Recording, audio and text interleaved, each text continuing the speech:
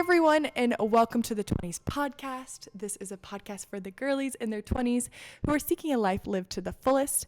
We're your hosts, Liv and Meg, and we're best friends, and we're having conversations that we're passionate about, from wellness, business, life, friendships, career, and a lot more. And a lot more than that. And today we're talking about romanticizing our life in our 20s.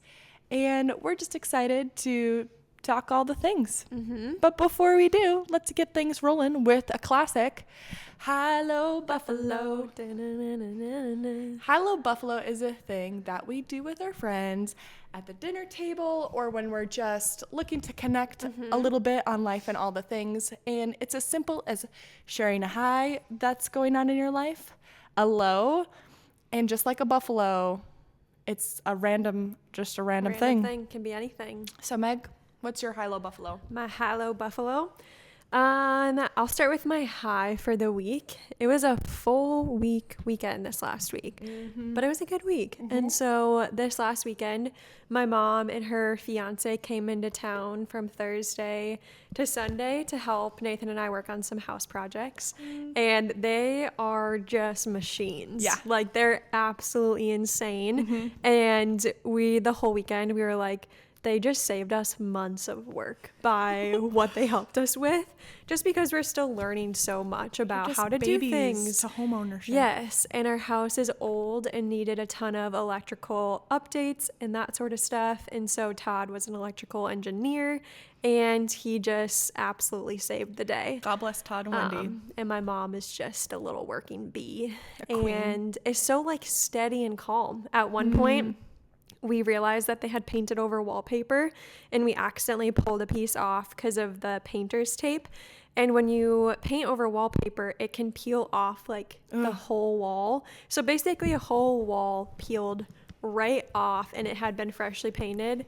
And I was like, I don't know what to do. What would I do? Cry. Yeah, I think I would have cried if my mom wasn't there, but she was like, it's no big deal. I know exactly what to do, and fixed it like it was no problem. Wow. And so it was just a joy to have them in town, and super satisfying to see some rooms completed in terms of like painting and that sort of stuff. Got some light fixtures up, and it was just a joy to be with them. So Megs, I feel like your house, because it's like so old, you almost have to like lean into the oldness of it, but not too it's not old. Like antique. It's hard to explain the style of it, but she can't go like super vintage and antique, but she can go like grandma cottagey. Yes. And so at first I feel like I was leaning a little too vintagey, and it was like getting like scary old. And so we're finding some more like middle ground, but can't go modern because it's just not the vibe of the house. Yeah.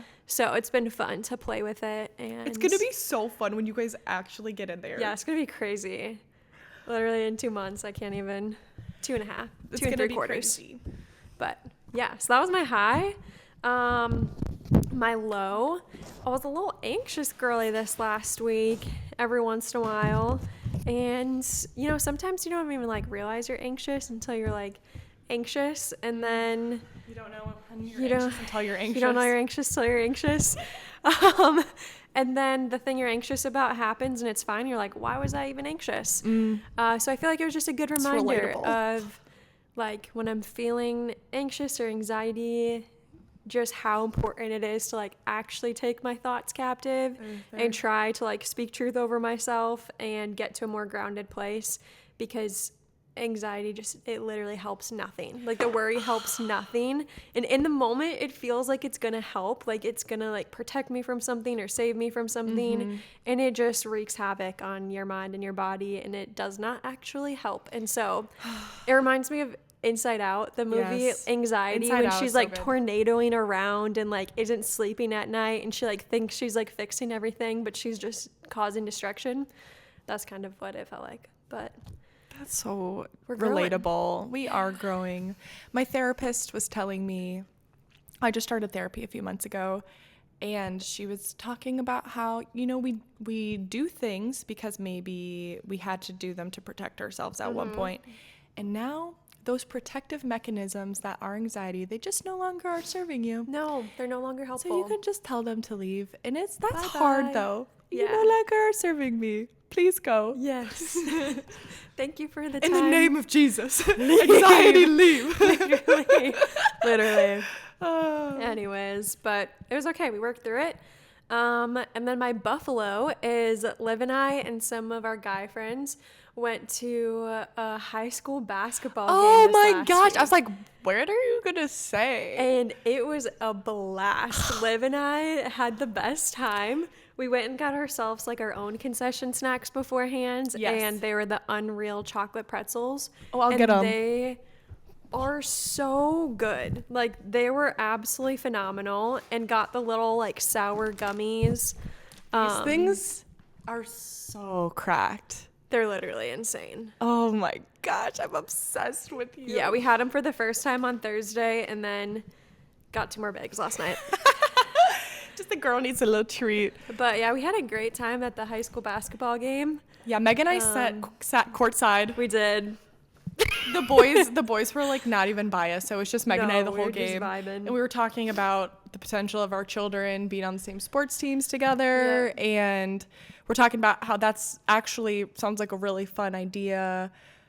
You know, at first we were like, oh, our kids don't need to be playing so many sports. I don't know about you guys, but I feel like we just like went way too hard with sports growing up. Yeah. And we're like, don't need to go that hard unless they really want really to. Love it. But our generation just has sported too hard, low key. And yeah, but we're like, oh my gosh, being moms eating our little treats in the concession stands actually sounds, or in the stand sounds really awesome. Yeah. So it was a vibe. Great Thursday night. But the funny part about it was we literally chowed down our 2 treats within the first half wasn't even done yet. We were like halfway through the first half. And all of a sudden we look at each other and we're like, we're tired. We want to go home. We're ready to go. We just like throw the snacks back, and then it's like, all right, we're done here. Yeah, that was actually the whole point of us going, was to eat these snacks and then realize that we were over it. But we powered through. And so it was a good time. Yeah, that was so fun. It was. That was so like random, but it was a good time. It was good. I'm also struggling to get comfortable today. I'm like squirmy on That's fair. The chairs. These are like the cutest chairs ever. I found them on Facebook Marketplace. Got the best deal on them. Yeah. Obsessed with them. And I love how they fit when you're just like sitting in it like normally, but to like get your legs all wrapped up, and I'm almost like 6 feet tall. Yeah, we're some tall girlies. So it's like sometimes it's a little small. Yeah. I feel like I get myself in my spot when we record and I don't move, I realize. And then we get up and then we're so stiff. Yeah. Where I feel like I can't walk after we record. But it's fair. Anyways. Okay, Liv, what was your high, low, buffalo? Okay, so my high this weekend, I went to Rochester with my boyfriend. Which was super fun. Rochester's like an hour away from us, and that's where like Mayo Clinic is. So obviously like just super big hospital system, but they have like really good food, and they have Trader Joe's, really good coffee, and it's only an hour from us. And La Crosse has like so many things, but sometimes it's just nice to like see a new city. And I always get so inspired when I go new places, even if it's an hour away. But it was so funny because that morning I was actually with some friends, and they're renovating their building, and they're potentially renovating it into a coffee shop and an event space. And what was so cool is we were visioning out the space together, and we were talking about like, oh, it would be so cool to do like this glass dividing wall and then have curtains, and this very like specific vision. And then Jacob and I just like randomly hop into a random coffee shop in Rochester, and they literally had the exact thing we were talking about, which just felt like God's provision. Yeah. Where I was able to take all kinds of like pictures and videos, and it was just such an energizing day, just like bopping around. I love just like a bop day. Yeah. Where you just bop. Where you don't have like a set schedule plan and you just vibe. Yes. Jacob and I were writing out our like dream days the other day. We were playing this funny little game, and I realized like my dream day would have like some version of like coffee, going to like grab some treats from the grocery store, and flowers. Like that's part of my dream day, which is so funny. I love it. But I just love that so much. So that was my high. My low is I'm just really tired. I am in my luteal phase, and if you know, you know. And it's crazy because I feel like I'm in my luteal phase all the time. You kind of are. I am. I have a really short cycle. And so I'm always in the luteal phase. And so I like go into like girl boss mode, girl boss, like happy, full of life girl for like 7 days. And then all of a sudden I'm in my luteal. And I'm like, gosh, this sucks. Yeah. So trying to reframe my perspective on it. I literally was talking about it with my therapist because it actually can be like so defeating sometimes when I get so tired and my hormones just like tank so fast. But we're gonna get through. We're gonna try some new things this luteal phase to make it better. But I'm gonna say that's my low. And then I think my buffalo, honestly, I keep talking about therapy. This is like the third time I'm mentioning it. But it's just really incredible. Yeah. I've done it before, but this round of it like has just been so great. And I'm so grateful to have like a space where I'm consistently processing and like digging into just my past and like what could be causing me pain today that is no longer serving me. Yeah. And it's just been so wonderful. And so my buffalo is that I've been loving therapy. Love that. Yeah. We love therapy. Yeah. And every time I don't want to go right before, and then after I go, I'm like, oh my gosh, that was the best part of my week. I love that so much. So yeah, just always got to fight through those feelings of I don't want to go. I know, Meg, you said last week that if you don't want to go, It's a good sign usually. that You it's have gonna be to good. go. Yeah. So that's I been won't let you motivating. not go. So anyways, I think that's our high-low buffalo. Yeah. I think the one other thing I want to talk about, Meg, is what we've been brainstorming for like 20s and like our next little thing we want to do. Yeah, which Do we you wanna said talk we about it? wanted to kind of keep you guys in the loop as we're visioning out things or Yeah. planning things. And so we weren't sure how soon we would do something. But as we've been talking about it, we were like, what the heck? Might as well. Let's fall. Just, run with it. And so We have our first thing that we're doing with 20s, and we're so excited. first thing, we're actually so excited, which we did mention that we kind of used my bachelorette party as a little like vision for this potential thing. And so this summer we plan to do a series of community events. So it's going to be 3 events this summer, one every month, June, July, August. And what is it going to be called, Liv? Potentially. It's in Okay. the works. We're working on the name, so honestly, DM us if you have a better name. We're all ears. But we think we're going to call it AM Social Pilates in the Park. So basically, the whole point is we basically just had this vision, and we've had it for like a long time. Where we want to like get up in the summer in the morning and work out outside under the sun with other girls and just connect with each other, both like with like just in conversation and just be encouraged by one another. Yeah. And so the whole thought is that like one Saturday morning a month, we're going to meet at like our local park down by the river.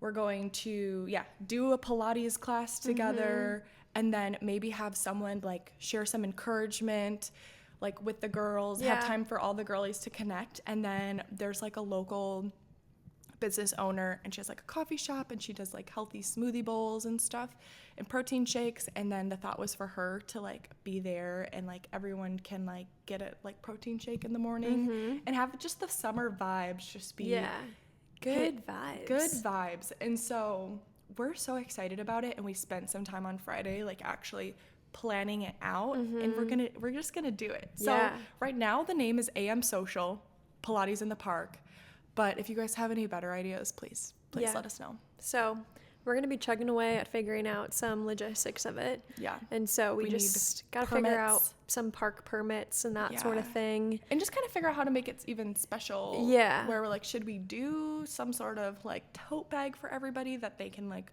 purchase? Should we just keep it simple? Like what do the girlies want? Like what's the ideal for this little summer series? Yeah.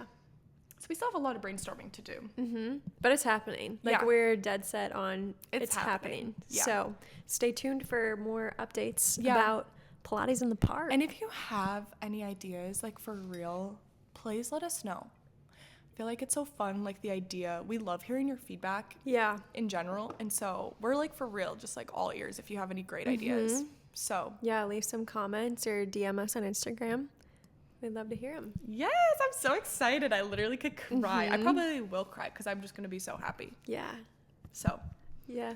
No, it's going to be so good. well, sweet. Yeah. Okay, well, let's get into our next segment, and it's called Things We've Been Loving. Yeah. This is a segment where Meg and I are going to be talking about things we've been loving. Yep. We did it like 2 episodes ago, and we had really great feedback, and so we thought, let's do it again. There's so many things we love. Yeah. And there's been a lot of new things. I feel like with the shift of, it's not even the shift of seasons, but Wisconsin weather's been weird, and it's felt like spring the last 2 weeks because it's been like 60 and sunny. It's spring, right? Yeah, I guess I don't know. I think I mean, it's not spring. like actually. I think it's technically. Actually, I don't know. It's spring. It feels like spring, and so we've been embracing spring. Yeah. And so I know for me, I feel like I have just been loving that of having our windows open. I literally have this written down, Meg. Wow. Birds chirping. The birds are chirping. The birds are like. The birds are going crazy. The birds are like healing my soul. Yeah. Okay, that sounds super dramatic, but like they're doing something. Like No. the windows are open and I hear the birds chirp and I feel alive. I've heard that that's actually so good for you if you're like overwhelmed or anxious. Instead of like turning on like music sometimes, turning on birds chirping just like Nature. does something to probably dopamine or something like that. Nature is just like so grounding in general. So I feel like when we're inside all winter, it just feels so good to like connect with nature again. But yeah. And so I've also been loving walks, which I love walks, but winter can be hard. And then where we live right now isn't the most conducive for going for walks. And so it's been really fun to randomly connect with a few friends and get outside for a quick 30 minutes even and take a walk around a few blocks and catch up and just breathe in the fresh air.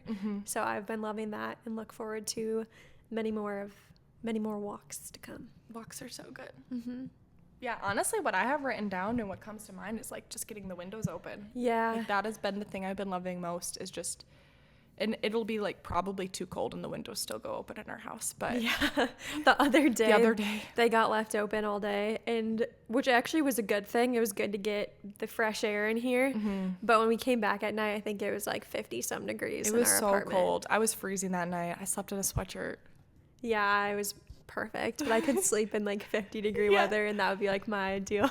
Yeah, for real. But the other thing I feel like we've been loving is at my bridal shower, someone gifted me a red light. Oh And my gosh. that is the only wedding gift I've actually opened and like kept here, where everything else is still boxed up for our house.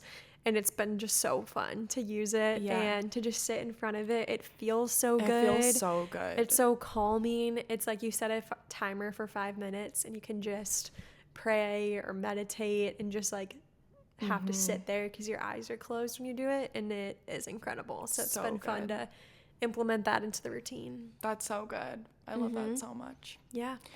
Yeah, I guess like the other thing too is just flowers. Yeah. This is our second episode of flowers. But we love flowers. Like do. I did floral design for a few years. And I've always loved flowers. I've always loved gardening. But I think in the winter the flower selection is pretty poor.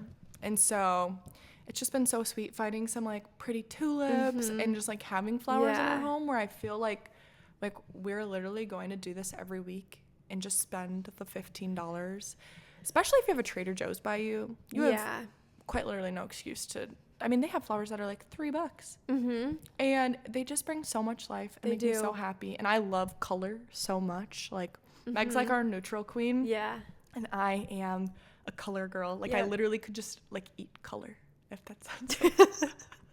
I just like want it. I don't know. It's like must be like a sensory thing or something, or just how God like has wired me. But I literally love pops of color. It makes me so happy. Yeah. No, I like the pops of color. I'm good. I'd prefer like neutral everything, and then especially in the spring, summer, like pop of color is great. And then winter I can be more keep it neutral. Simple. But yeah, things we've been loving. We've realized like even things we're loving isn't always things that need to be purchased or things that it's like not always products that we're loving, but sometimes it's just the simple things. And so that kind of leads us into the whole conversation we're going to be having today is romanticizing your life. Yeah. And so one of our viewers wrote in and said they want to hear us talking about romanticizing our life. That viewer was our best friend, but we thought, let's run with it. It was just a good conversation starter. It really Yeah. got us thinking this last week as we were talking about it. And so, Liv, what are we naming this segment? So the first segment under romanticizing our life is you can't love what you don't love. And Meg and I really think that we're pretty witty over here with our words of advice, where honestly, sometimes our best pieces of advice we give to each other is you can't grow Unless you grow. or you can't, what was our other one we spent the other day? You can't love what you don't love. You can't grow unless you grow. You can't. Anyways, we're basically you just get the pattern of our wisdom. And honestly, I kind of like it because it feels like it's not that deep. Where sometimes life is deep, but it's also not deep at all. And straight to the point. Like, how are you supposed to love something that you don't love? And so that was something we were thinking about as we were brainstorming just this episode and thinking about how do we romanticize our life. We first have to figure out what we love and what we value, because honestly, our values shape everything that we do. And what I've loved even about the first 6 years of being in my 20s is I feel like I've been able to really grow in what my values are, where at age 20, I think I would have been able to somewhat tell you what I loved. I feel like I've been a very decisive person in my life. But at the same time, like, I know what my values are at this stage in the game. And I know what I'm passionate about and what I want my life to look like. Yeah. And so it's important to identify our values. Yeah. I thought that was super helpful of, like, determining your values actually helps you determine what you like. Because otherwise you can just feel like you're, like, super aimless of what do I like? I could like this thing, or I could like that thing, or this thing. And everybody likes different things. So how do I know what I like? And so actually coming down to something more core to who you are is super helpful. And then just guiding even the little things of, like, what do I like? Because I think for a while, I don't know about you, but I think it was really easy for me to look at other people or social media to determine what I value, which doesn't make any sense. But I think you look at other people and you can have admiration for them, but that doesn't mean that you value the same things. Yeah. That's now, good. there's some people that obviously their values align closely with you, but I think it's so good for us to just, like, self-reflect on what our values are so that we can build our own beautiful life and, like, our own, I guess, even brand. People talk about, like, a personal brand all the time. I feel like that's just low-key our Gen Z lingo for what do we value. But and I think it's helpful for me to think about how our values can be very deep of, like, okay, I value things, like, related to your faith or how you want to live your life and that sort of stuff. But even simpler things of, like, for me, I know I value so deeply peace and simplicity and slowness. And not everybody values that. Some people value, like, speed or just, like, energy and that sort of thing. And so even just, like, recognizing some of those simpler values that are more, like, core to who you are outside of just how you live your life values, I feel like is helpful. What other values do you feel like you have? I feel like that was kind of the main ones of, like, peace, simplicity, slowness. I think that feeds into some other ones of, like, I really value, like, quality time with people, which the only way to get quality time is through slowing down and having an extended amount of time and it not being rushed or having to be, like, to the point. And so I would say those are some of the core ones. I also value good food.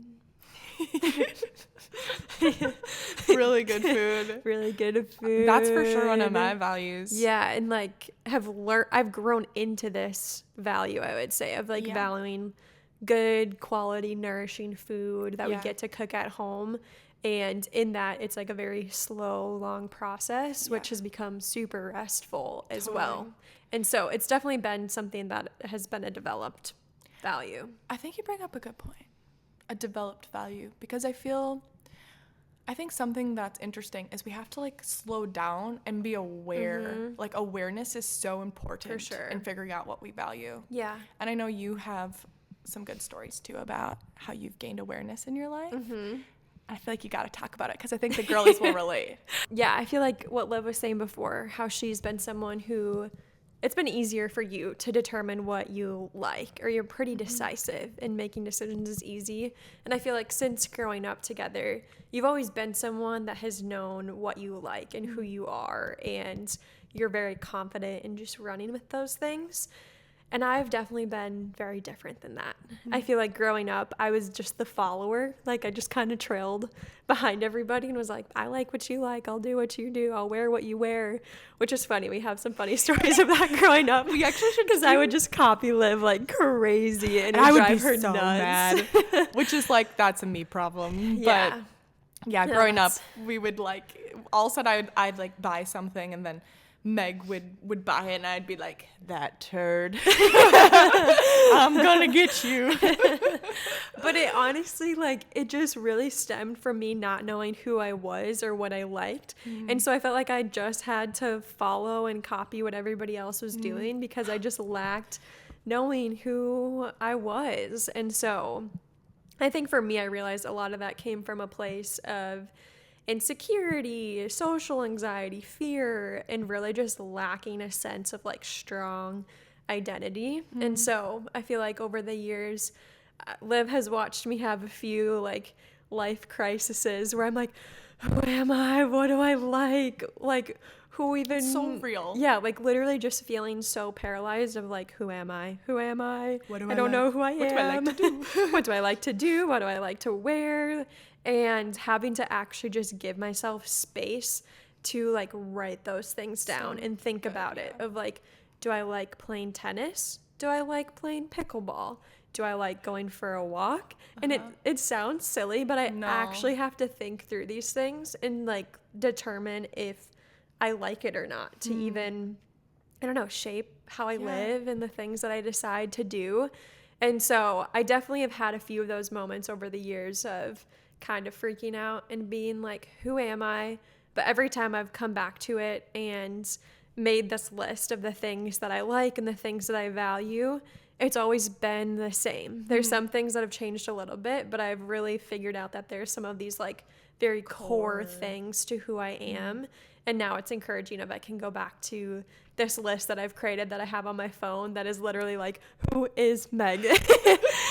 And to remind myself when that like maybe fear or like doubt comes in of like, okay, this is who I am.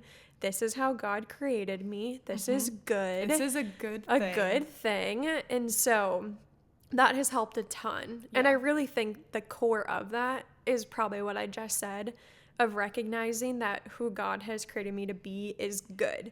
And it looks different than who God has created Liv to be, or other friends to be, or other people to be. So but actually needing to embrace that, because if I'm trying to be Liv or I'm trying to be somebody else, I just feel so unsettled and so anxious, and I can never quite be just like somebody else. So it feels defeating, and having to just actually take hold of the truth that God says of like, I am fearfully and wonderfully made. And like, we are all created so uniquely and have different gifts. And it's a disservice to God and to the world to not say that who he's created me to be is good, and to actually live that out. And so that has definitely been the most grounding thing, to actually just like ask God, like, who have you created me to be? Help me live it out. So that is literally so good. Like, such a word. And I feel as if it's just so easy to like lose sight of it. And even though I've been a decisive person, I feel like when I am not in the healthiest version of myself, I can lose sight of what I love and who I am. Like you said, it kind of just goes down to like, who am I? What have I been created for? And I think in general, what happens is we can kind of let all kinds of things get in the way of like who we've been created to be. And we believe there's a spiritual battle out there, and the enemy is trying to kill, steal, and destroy all that you are and confuse you like crazy. And so he's going to want you to think that you're like something that you're not, and it'll be so unsettling. So fighting for that is so important. And I know actually like this year has been a really busy year for me, and I feel like I've had to ground myself in it, even though I am decisive there's been times where I feel like I have to lean into more of what I love because we can so easily lose sight of it. Yeah. And it's so unsettling. So I feel like that's going to help a lot of people. Yeah. Just to Yep. take some audit of what they value and who they are. No. So it's so real. But yeah, so that's just a little bit about me and how I've come to learn more about myself and what I value. It's an important thing. It is. And so, Liv, what are your some like whoa? What are some of your values, the things that you've determined? And I feel like I feel you when you say that there's just a few things that kind of always reoccur. So I think for me, I really love people. Like, I'm a people person. I'm very extroverted, but I think it's more than just being extroverted. Like, I just really deeply love connection. And so I would say people, time with people, connection is definitely something I love. One of my values. I really love color, which has been something that's so funny. Yeah. Where I feel like God just reveals more and more to me, like, what that means with time, where I really just like enjoy the expression of it and how it communicates and how it makes me feel. And I just like see so much beauty in it. And it's just like such an art form. And so I love color. I love color in my life. And I feel like that vibrancy is kind of like just, I don't know, what I enjoy. Yeah. And then I feel like I value just like things coming to life. Yeah. This part. So God's been teaching me so much this year. One of the things is that my name is Olivia, otherwise known as Liv. And we were at Meg's mentor's house, and she was prepping some art projects for her grandchildren. And one of their grandchildren is named Olivia. And she was teaching her grandkids about like the different names of God and then like the significance of our name. And so she had this like piece of paper that had like Olivia on it with like different biblical explanations of what Olivia means. And Olivia comes from the word olive branch, which literally, like, olive oil in the Bible was like used to anoint and to heal and to help bring life. And I literally had this moment with this coloring sheet on the floor of Meg's mentor's house where all these words that were like written on this piece of paper were like my greatest values in life, which is like life, healing, speaking life, and being life. And I had this moment of recognizing that my name literally means life, and that's like so in my DNA. It is. It super is. So yeah, I had this moment where I recognized that God literally named me. Yeah. And I believe that he did. Like, obviously my parents named me, but okay, actually, never mind, sorry. We're gonna have to edit that. That's okay. I'll just start with actually God. But I had this moment where I recognized that God named me. Like, he knew who I was gonna be, and he put these values in me, and he said, Dean and Rhonda, you're gonna name this girl Liv. Yeah. And honestly, there's like this peace and assurance that I feel like I've been able to really grow in this year of like really solidifying my values, because although I've communicated like I love life and I love healing and this is like my passion, I feel like something about that moment this year really made me recognize, no, God named me and he told me that this is like what I'm going to do. And I feel like it's put just a ridiculous amount of confidence inside of me to like just embrace that in all that I do. And so, I don't know, I feel like that's most of my values is life, color, connection, healing. I also like good food and the healing that it does and how pretty it is and the color of it. Like, and it brings life to your body and nourishment. Healing. Like, we're passionate about food, you guys. Yeah. But those are some of my values. Yeah. And that's so good. Okay, so I guess with that of like we've been talking about our values and the things that we like and who we are, how does that let us romanticize our lives or actually like lead to the enjoyment of life? Yeah, that's good. I feel like ooh, now that I know my values and I'm really confident in them, I know like how to cultivate little moments of that. Because it's not always these big things. Yeah. It really is just like being really aware of the little things that I think is what actually is romantic and special about life. So for us, it's taking some extra time to cook our meals and cooking food in a way that is within our values of beauty, life, healing. Yeah. So we care about where our food comes from, and we care what it's going to do to our bodies. And because I think we even have those values, it really is a reflection of like who I am and who you are, and just by the way we cook. And so I think that's like one way we get to do it. I think there's like other ways too. It's just, I think it's slowing down For sure. and just being really present where you're at. Yeah.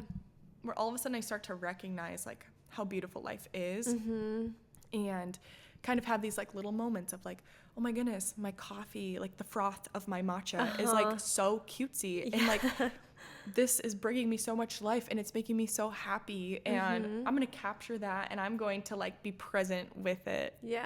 And I feel like there's like so many instances of that, like even like birthday parties with our friends. It's like, no, we're gonna celebrate our birthdays. Like actually pause and celebrate and be intentional about it. It doesn't have to be anything crazy. We don't spend a lot of money. It's like, but just like thrift some candles from some like candlesticks from the thrift store and light them and put candles in the cake and sing happy birthday and gather the people and be present and recognize that life is special and that it is a gift and that nothing is guaranteed. I don't know. Do you have any other thoughts? No, I feel like the thing I was thinking about is I think sometimes we think that romanticizing our lives means that we have to have a perfect life or a picture perfect life, or our life needs to be like a movie, or we have to make it feel like a movie. And I feel like just taking the pressure off of that, of like it really isn't about it being perfect, but just like having a different like perspective to be able to romanticize it. And so when you say that, I'm thinking of someone right now. Our pastor, he is going through chemo treatment, and when he went to the hospital, when he was like going to chemo treatment, which obviously is like awful. Like life's like you have cancer and you're getting chemo pumped into your body, but he like brought donuts to like give to the other patients and to the nurses, and he decided to like go sit with the other patients and encourage them. He's a pastor. He knows how to encourage people, and he like knows Jesus, and like instead of just like going there, which could be just like one of the worst days of your life, he like found the little joy in it. That one was so encouraging. Him sharing it, he was like tearing up just talking about the joy that this box of donuts brought him and the other people there. And yeah, it really is just such like a perspective shift in life of like, okay, we can slow down and be grateful for the moment. And I think a verse that has just been on my mind like all of last year, all of this year, that I constantly feel ridiculously challenged by is just the simple one where it says, rejoice always, pray continuously, give thanks in all circumstances. And it's like literally in every single circumstance of life, we're called to rejoice and pray and give thanks. And those like three simple things actually radically change your life. Literally so and good. Change how you see the good things and change how you see the harder, bad things in life. And so that's so good. I don't know, I think it really is that simple of romanticizing your life is just knowing what you love and slowing down and being grateful and rejoicing in the little things. So good. And so, because it's like the opposite of that is if we're not doing those things, we're either like hurried, super stressed and busy, we're ungrateful, we're discontent, we're bitter, we're resentful, and it makes life miserable. Gosh. And so, yeah, which was like, I don't know if you want to share the coffee shop story this last week. That was just like, oh, this so was so sad. Yeah, this was so sad. I feel like, this last week, Meg and I were bouncing from coffee shop to coffee shop, and we ran into two different people where we were right next to them, and we were overhearing their conversations about just their marriages and how awful they are. And they were just like wallowing in so much bitterness. And it was just so sad. Not that the pain isn't real, because like I don't know these people's stories like at all. And I can imagine there's a ton of hurt and pain there. But if we don't take that hurt and pain and we don't do something with it, if we don't heal, if we don't like contend for life, forgive, it like it'll kill you, turn you into just, it was like really sad. Like we were really grieved. And like I feel for these people, honestly. But I think at the same time, I felt like the Lord was using it for us to just remind us to like keep healing, keep growing, keep finding the healing that comes in hard things. Jacob and I, we were reflecting this week. It was our anniversary, and our story for us has been, we have a ton of healing that we're contending for within our life. And we both have a lot of stomach stuff and pain things, and our time together has been so sweet and good, and we are besties, and it's the sweetest ever. But we also spend a lot of time contending for a lot of breakthrough in our life over our health in particular.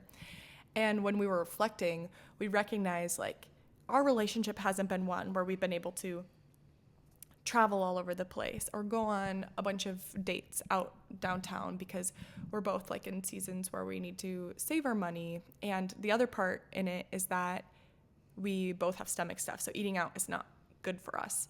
And like we haven't been able to like go do all these things that maybe someday we would like desire to do. But we were able to just reflect on like what we've been able to build because we haven't been able to do those things, where we have literally the most fun together when we're home cooking together, just like spending that time together. And just, it's honestly our favorite thing to do. Like, what is the most restful thing for us? It's like to stay in and to cook and to dance and have a good time together. And I think that's something like I've been able to learn, just like, okay, there's a lot of things that are not ideal, but that doesn't mean that there isn't something so beautiful that can be formed and developed during like times of difficulty. And so it's like, if you're broke, there's actually something really romantic about that. Like, for real. You get the opportunity to make something out of a little. And I honestly think that is like one of the most beautiful things ever. And if you're really sick, like, there's nothing more beautiful than a person who's really, really sick and yet still finds hope and still like worships God in the midst of it and still finds joy. Like, there's just really nothing more beautiful. And I feel like we see that in the Bible all the time. It's like the least of these, like these people who are like really broken and really just like have all the odds stacked against them, yet they still created something so beautiful. And so I guess just kind of bouncing off of what you were saying of like, it's not always these like big mountaintop moments that's not that isn't romanticizing your life, but there's something in like the little simple things. Because I feel like so beautiful. For sure. Just most of life is so mundane. Like, we do get the mountaintop things and like the big milestone, monumental life moments. And those are usually like so mountaintops and they're incredible. But most of life is just like level ground and mundane. And so you can either, live in joy in that or the opposite.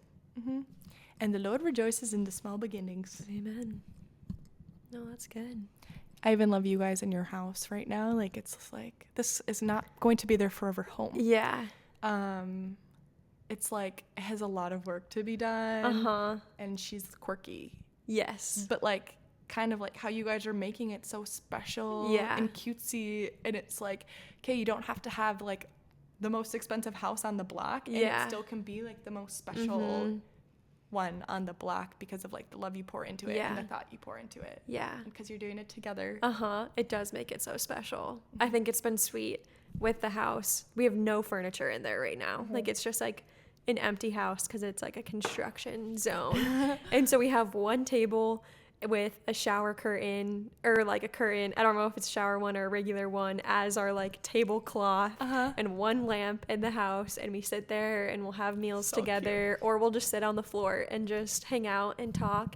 And it is so sweet, where I'm like, these are the memories we're gonna look back on and like get to just remember like building our first home together. How romantic. I know, it actually is. It's so sweet. And there's just like something about it not being perfect, but just like getting to be together, that's like, it actually doesn't matter like where we are or what's around us or how it looks. Like, it is just the sweetest thing getting to enjoy it together and build it together. Good. And so it's been fun to just get to experience that in a new way. I love that. That makes me so happy. Yeah, I think that's a great example of just like, doesn't need to be perfect. You just need to be present. Yeah, and like enjoy the simplicity of it. So all right, so to close this thing up, we thought of doing a little segment challenge where we're gonna each tell each other maybe one or two things that the other person has to explain how they would romanticize it, find the beauty in it, find the good in it. And so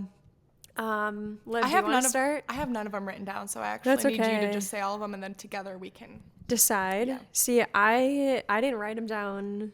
I didn't write all of them down either, so we can just okay, we're gonna take that one. I'm gonna pick 3. Okay. We'll start with the first one. The first one, Liv, how would you romanticize when you spill coffee twice in one day in different stores? Guys, so this wait, was that on the list? Yeah, I didn't even see that. I feel called out because I have a spilling problem. Okay, so you spill coffee twice. Oh my gosh. Okay, so how we make that romantic?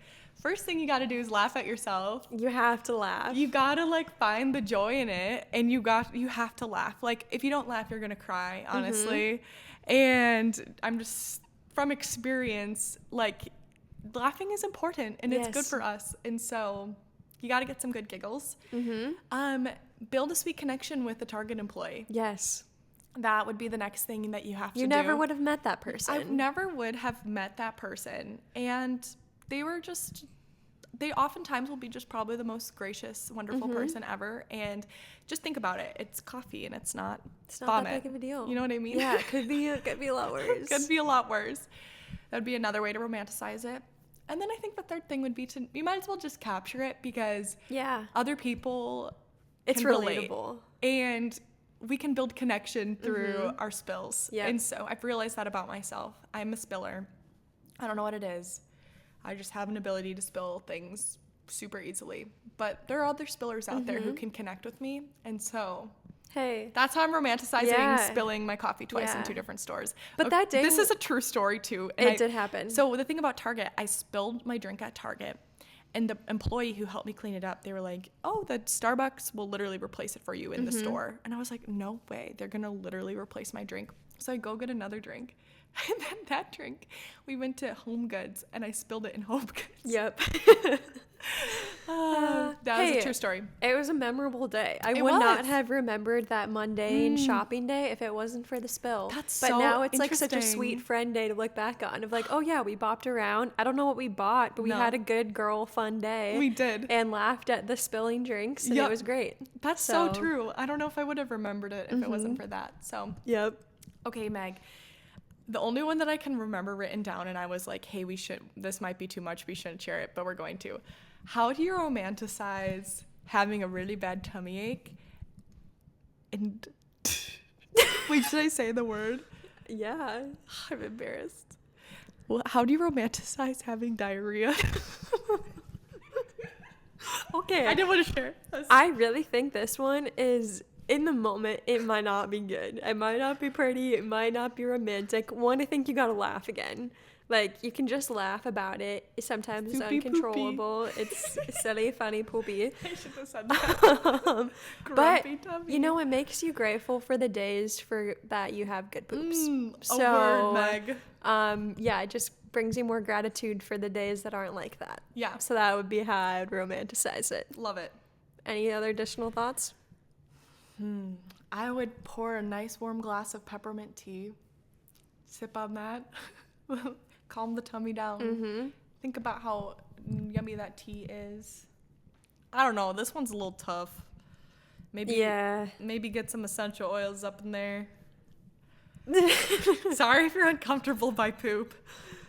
Hopefully we kind of talk about poop a lot, but we haven't really brought poop to the podcast yet. So this is our poop debut. Needed to just happen. Just get it out there in case it comes up more naturally. How romantic. Oh my gosh, I just thought of the funniest story. I don't know if I should share it. Just share it. Maybe I'll just share it. When you were saying romantic, it made me think about this. There's this YouTube couple that I'll watch sometimes. Basically, this YouTube couple I'll watch, it sparked me the word diarrhea and then romantic because they were on their honeymoon. This is like the first time they are like spending the night with each other. They're in a foreign place.